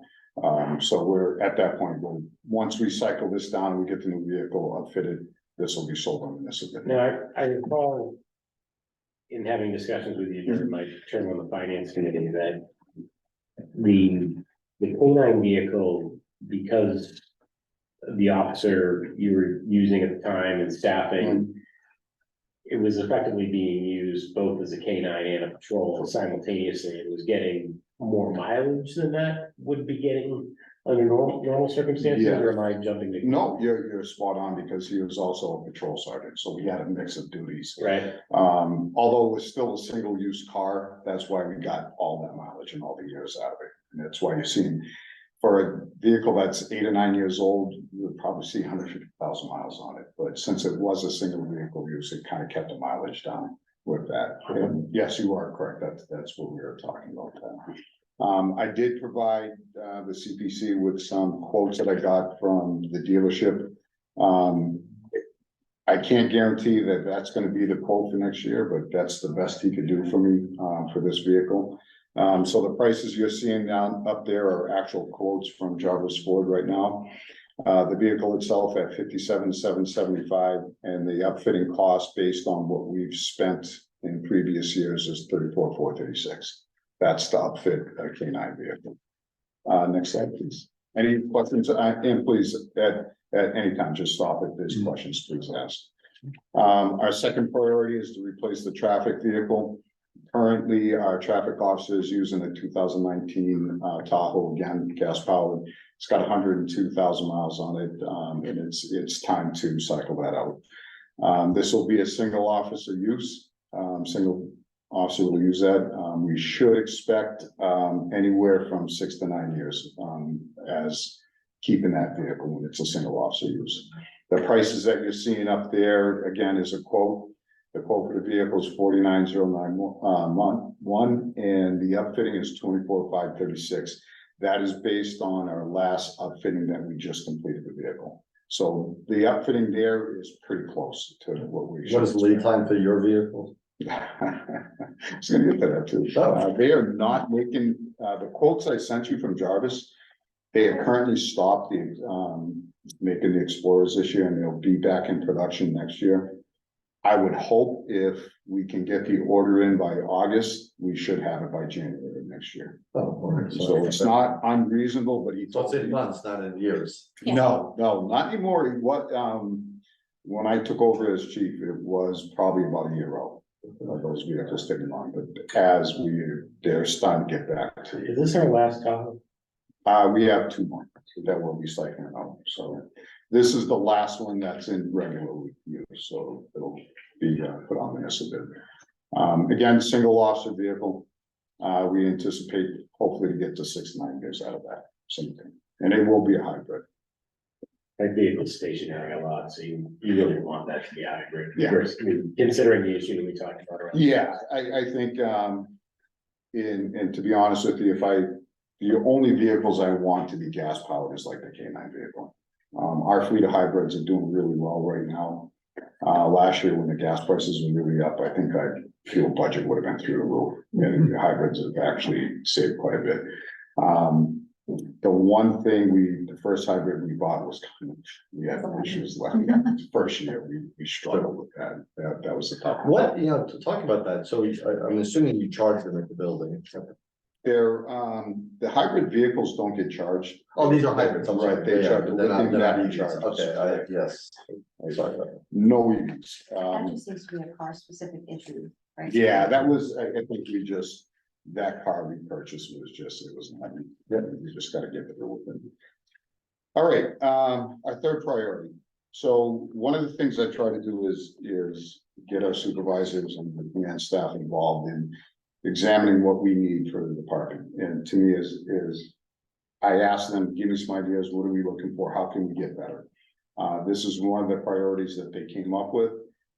Sergeant Tossi brought this to my attention, and it's called the Milo training system. One of the things that was asked of me last year during the finance committee, was if I could get more money in training, if I could train every day or more often than I do, which I says, in a couple years ago, I told Peter, I says, yeah, I said, I'll take an open check for that, absolutely. And I think we've, come up with a solution that could help us. Like this type of training, Milo training system is an interactive software system that we can train every day. We can use the weapons that we currently use right now, whether it's lethal force or less than lethal force. We have, the software system is designed to make the officers use judgment, de-escalation, and it can be done right at the station. We don't have to go to a range. We don't have to find a separate facility. It's all software and projected. So this can be done in a safe environment, and we can actually do training every day, or you can do training at roll call. You can bring officers off shift, and we can do all types of judgment-based training, and it gives us just that much more of an advantage of that. What we're looking at for a price is $33,910 for the entire system. Currently, the system is utilized at the training academies. When officers go to the in-service, once a year, they're able to use this. This just brings the ability for us to train everybody on a regular basis more often. Does it have an annual price too for maintenance or licensing or whatever, or it's just? Nope, not right now. As far as the costs that we're looking at is everything is included. As for licensing, it's a one-time license, as far as I know at this point. So they don't upgrade scenarios or anything that? All that is a computer program, scenario based. It's a login that you can log into. Yeah, you by log program. right into the program, and there's, right now, I would say literally 500 scenarios in there. What's great is that the person that's running the program, I've had a chance to run the Reserve Academy to use this. And I don't think I ever would have understood this before, but you have someone that can respond based on the officer's actions. So the whole system is really tailored, and it's really interactive. It's a fantastic tool. And it can change the system, based on the instructor, that scenario, like what you see up there in that slide, that can change in an instant. So the programs have different scenarios built right within it. Could this be monetized to sell training to other towns? If you have bandwidth? You could, I don't see why not. The MPTC, the training council uses it at all their academies, and all different departments use it. Yeah, absolutely. I can't see, I'm not so sure that's the right thing to do for other departments, but yeah, it could be regionalized. Or the public who wants to. Yeah.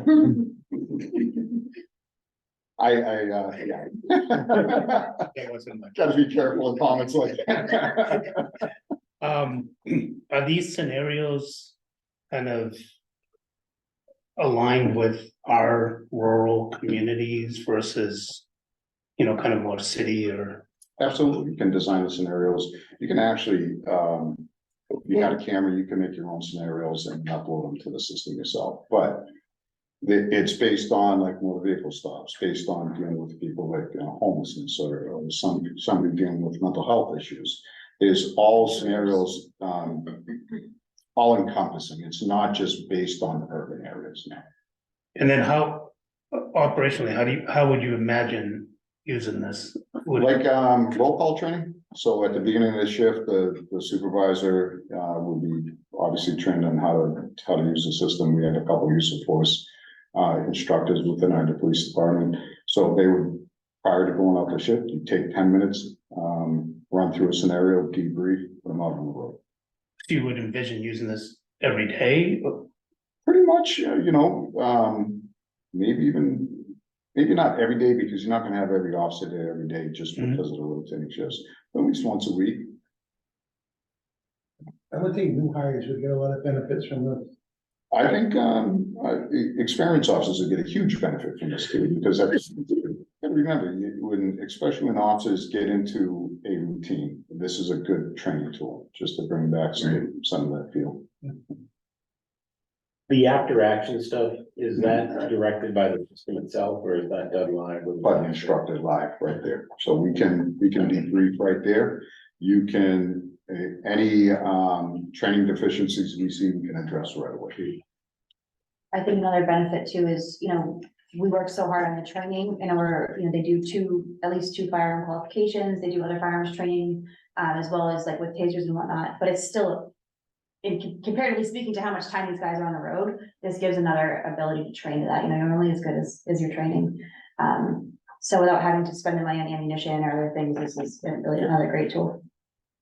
I think it's important, and, one of the things is, I think it was Mr. Baelish brought up last year, was, in the military, they train all the time, right? That's what they do every day.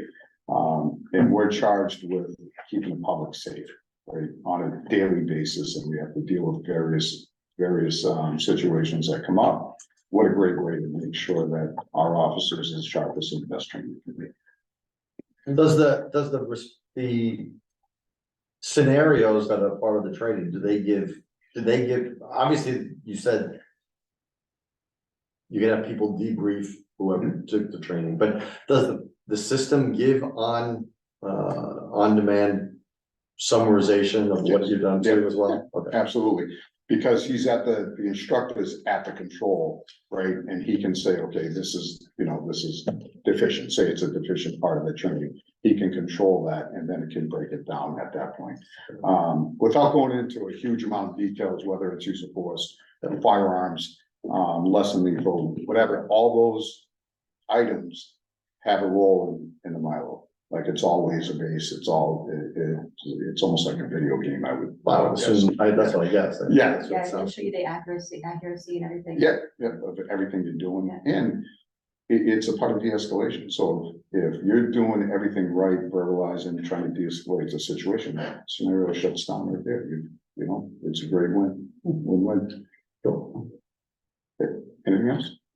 All right, next slide, please. So one of the things that we did look at is grant opportunities, especially for the Milo program and for the cruisers. We know that we have big ticket items, especially with the cruisers moving forward, and we've got to constantly look at what's out there. Currently, the feds just released some information that they're gonna put out more grants, but, as everybody knows, those grants are slow rolling out. Their fiscal year starts later than us. For the Milo, we look at Department of Homeland Security, the Community Oriented Policing Services, the technology grant, and the Massachusetts Office of Grants and Research. Those are the main ones that we look at. For the hybrid cruisers, we look at the green communities, and the town manager's done a great job. Since we started purchasing, we get $5,000 a year off those cruisers, so it's really tremendously helped us on those purchases. The last part of this is the bulletproof vest. This comes up every year, and again, these are competitive grants. And you gotta pay attention, because I missed one year and it kind of screwed me. In the long run, so we gotta pay attention to that, because we are gonna come up on the 5-year mark. And I agree with Mr. Passios, is that we gotta find a way to mitigate those costs. At $20,000 to $25,000 every 5 years. We gotta look at ways to bring it down and maybe possibly get it into our budget, $5,000 a year, but we gotta get to a certain point where everybody's current, and then we can start moving forward with that. We do. Next slide, please. So the rest of these slides, I'll go through fairly quickly. These are, to a certain degree, these are regular replacements. I went over these last year. One of the things that we did look at, and I talked about this last year, is about implementing a cruiser rotation that would reduce mileage. And I think we're starting to see the benefits of it. You may see some of these cruisers, especially like the 14, that's a kind of an anomaly because that was an unmarked. But you'll start seeing some of the hybrids with the mileage are a little less than we anticipated. Couple maybe a little more than we anticipated, only because of the fact that we had cruisers down. Whether we had cruisers down for service and like 205 was an issue, or we were in between upfitting cars, but I think we got a pretty good rotation right now, and hopefully we'll see the benefits within the next year or two. That we can stop buying like 2 or 3 cars in any one time, and we can take a look at that. In FY26, we'd look to replace a regular patrol cruiser that was purchased in 2020, a hybrid. I only put up total costs, including the upfitting, because I can't guarantee what those costs are gonna look like. We added a 3% increase each year, and it seemed to be working okay. We took a year off from purchasing vehicles, so I seen almost like a 6% increase, which would match what we had thought. I think we're pretty good with our calculations of where we are with that. The second vehicle that year would be a replacement for a detective's vehicle that was purchased in 2014. It's currently got 63,000 miles, and it's a single use vehicle, single officer use vehicle. So we're able to maintain that for a year. And again, as we continue to grow and continue to recycle our cruisers, we can get rid of these full gas powered cruisers and start saving some money that way. Next slide, please. What do we tend to see for, on municipal, how much are we getting for these? The older cars, not much. I think the most we've seen, I think was 6,500. That was the highest, That was the highest, and that was for an SUV. as low as 1,200 and Yeah. 6,500 was our highest. One of them you can see, they send us pictures. Yeah. They send us pictures all the I time. think that. Yeah. 500 bucks or something. It's just, we put a lot of wear and tear on these cars, that's why you're starting to see those prices, and, we did check into, like, see what we get by turning them into the dealers and not getting much on trade. We also have not sold a hybrid yet on Municipal, so this is 205. Yep. Right, this is that car we were talking about, but this will be the first hybrid that we've sold on Municipal too, so we're not sure what we'll get for that. It might be pretty good, I mean, it depends, you know. And then what happens with all that upfitted equipment? Sell it with it. Right now, this You is, sell it with it? it goes out with it, because some of the stuff is outdated, like, because the We'll strip the Tahoes, even, we'll start stripping lights now, but previously, we changed over from gas powered vehicles, different body style, so the cages don't fit in the new hybrids. Tahoe cages are not gonna fit in Ford vehicles. Next year, when we purchase a new vehicle, will be the first year we're able to strip and put in other vehicles. So that'll be a cost savings there. The computer technology is, as long as, the tablets is still good, we can recycle the tablets, what we usually do, the radar units. We've been, cycling those through to the next vehicles, but the other stuff is tough because we're going from Tahoes to Fords. Yeah. Anything else? All right, next slide. FY27, we're looking at replacing our portable radios. We just purchased these in 2020. If we could get a couple more years out of them, we'll take a look at it as we get closer. But as you heard, Chief Sullivan said, technology changes on a regular basis with radio infrastructure. Currently, our portables are really good right now. Cruiser radios are really good. So again, we would re-examine this and see how far we can push that out, or if we need to purchase it. We'll replace 2 cruisers that year. That year is scheduled for patrol vehicle cruisers. The picture you see there was Halloween night with a guest that was in the vehicle. Chucky made an appearance for the kids. And again, that year is the year you would be looking at totally purchasing bulletproof vests. This year, I think I'm pretty close because there's requirements too to replace a vest. They have to be at 5 years at the end of life before that grant will kick in. I think I have 3 or 4 officers that are pretty close to that I might be able to get the grant for, and then start that process of replacing every year. So just move forward with that. Next slide, please. Again, these are cruiser replacements. These are one for the patrol, bureau and one for the supervisor. 2022 purchases, so we're right about at that 5-year mark where we look to finally start moving those cruisers out. Again, we're hoping that the rotation of the cruisers that we have will keep that mileage down. And it'll be still a viable vehicle as we get to that point. Again, Halloween night, Sergeant Moriarty with, one of the stormtroopers. Which our guys had a great night that night too, just on the side note, they had a lot of fun. They went out and started giving out candy.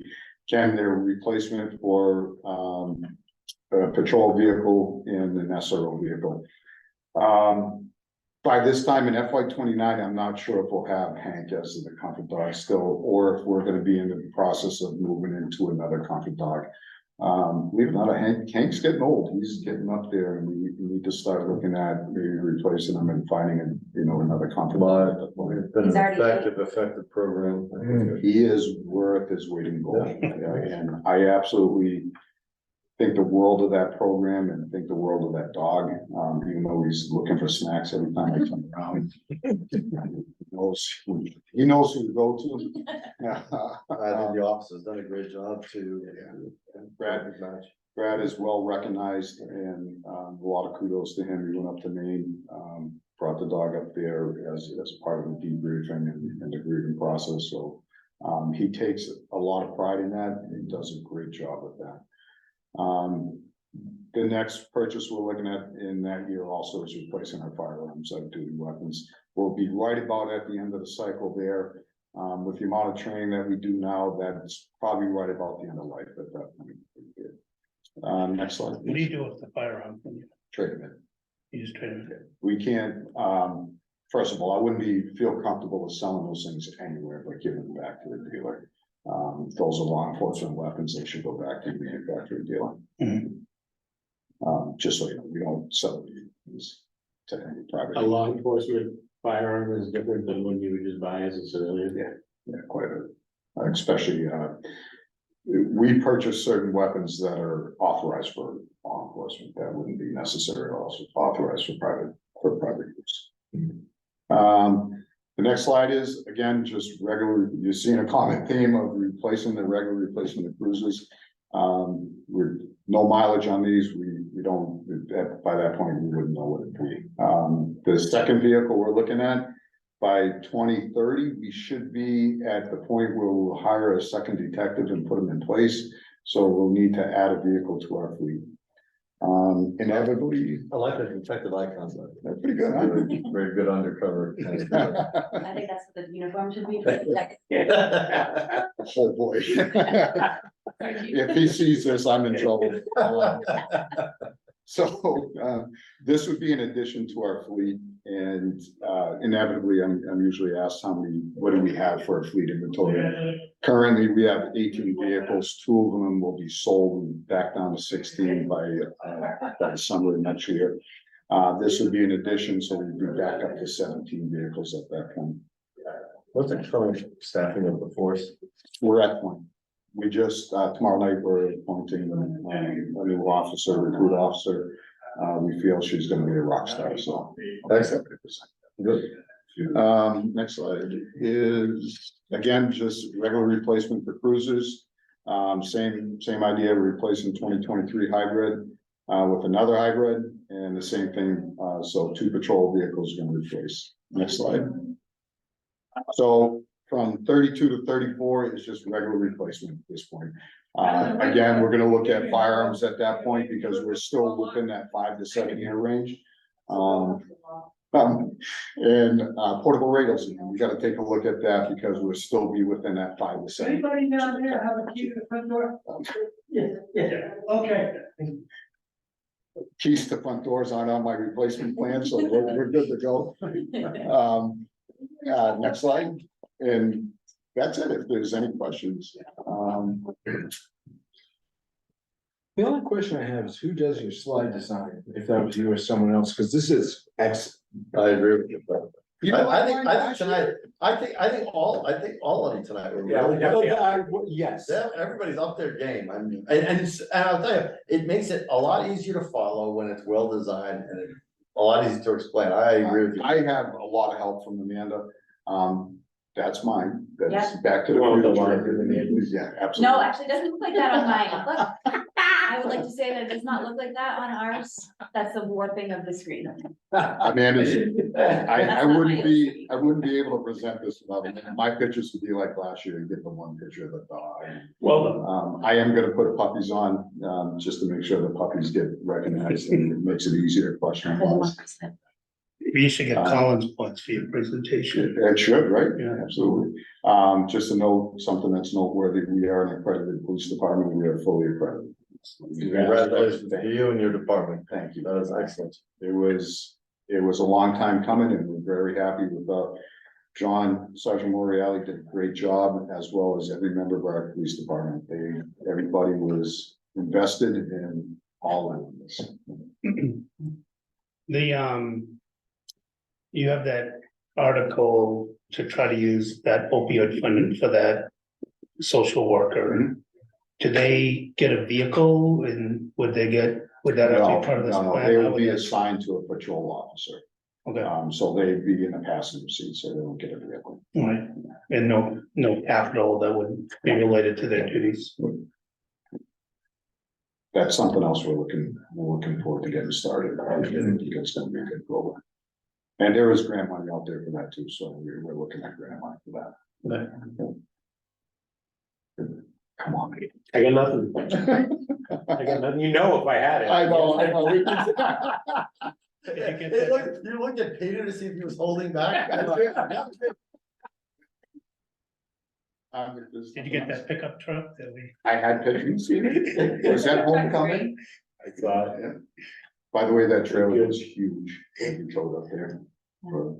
It's actually working out really well, and the truck looks awesome, like, it really does, it's, all lettered up, it looks I fantastic. think we're up to 17 or 18 homes that the guys shovel for senior citizens now, so having that and being able to load up a snowboard this winter, I think is gonna be a huge benefit. Absolutely. Anybody have any other questions for the chief? Excellent, thank you. Thank again. you for your Thank you. presentation. Thank you, appreciate it. Amanda, thank you for joining us as well.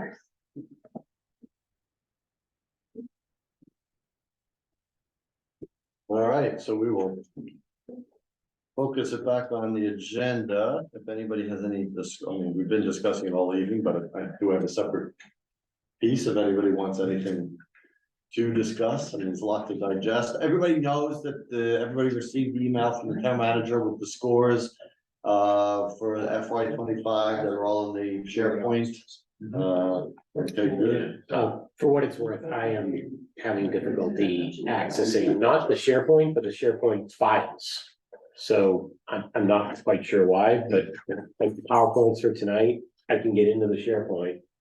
But then I click on the files themselves and I'm told that I don't have access. So I sent an email to Heather to say, okay, yeah, I'm not sure why, but I don't know if it's a Office 365 thing or whatever, but Yeah, definitely want to get that result. If you need them. yeah, I'll let you know. know. I don't think it's urgent by any stretch, but I would like to read ahead. So anybody have any discussion points for anything tonight? Okay. Then action items for next meeting. Well, next meeting, we're gonna have PPW, I think. I think so, yeah. DPW. On Wednesday. I don't have it. On Wednesday. Now, Peter's gonna be remote. Everybody else gonna be here? Did you get my email? I did, so, I won't know till tomorrow. okay, well, just let me know. Yeah. Is that gonna mess up your quorum? No, shouldn't. No, always better to have a full one, but if you Yeah. cannot make it, it will not cancel the meeting. Okay. If I miss it, it'll be my first time in 3 years. We'll let this one slide, Jim. Everybody gets a free one. Okay. So the next meeting is Wednesday, and then after that, it's Monday, the 20th at 7. Yes. So that's the only time, the only day that we're having a later start time, because Peter had something before, and that I believe is in schools. Next, did everybody get the minutes, by the way, that I sent? Okay, so next meeting on Wednesday, we'll review the minutes and I got asked by town clerk, by the clerk's office, which is good, I'm glad they're asking, so. We're not, I mean, the person who's writing them is not putting any haste on them, I know they can push, but if we don't get them regularly, I think I can start pushing. Okay, any public comment from the committee members? No, any public comment from the public? Looking at Zoom, nobody. Okay, I would entertain a motion to adjourn. So moved. Second. All those in favor, please say aye. Aye. Opposed, none. We are adjourned. Good night, everyone, and we will see you on Wednesday. Thank you. Close the meeting at 8:01. Yeah. Wait a minute. You have two times.